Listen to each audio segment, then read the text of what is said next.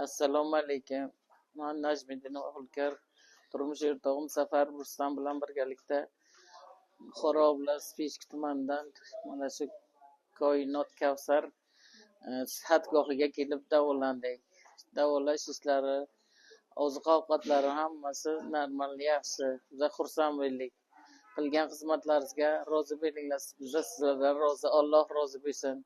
Doimo kasb-korlaringizga, onajonlaringizga, topganlaringizga Alloh baraka bersin. Doim xalqni xizmatda charchamasdan, mana biz ham meditsina sohasida 35 yil ishlab pensiyaga chiqdik. Sizlar ham mana shunday pensiyalarga chiqib farzandlaringizni ketdan farzandlarni ardog'ida bo'lib, nabiralarni ardog'ida bo'lib yurishni Alloh sizlarga nasib aylasin. Juda xursand bo'ldik. Tozaliklari ham yaxshi. Oziq-ovqatlari ham yaxshi, muomalalari ham hamma muolajaxonalarga hamma qizlarimizni muomalalari yaxshi. Odinaxon, ana bu qizlardan Mavjudaxon, yana Parizodaxon, yana ularni xoniga kim edilar? Shu hamma qizlarimiz bizga yaxshi yugurib, yelib xizmat qildilar. Bizga xizmatlaridan rozi, Alloh rozi bo'lsin.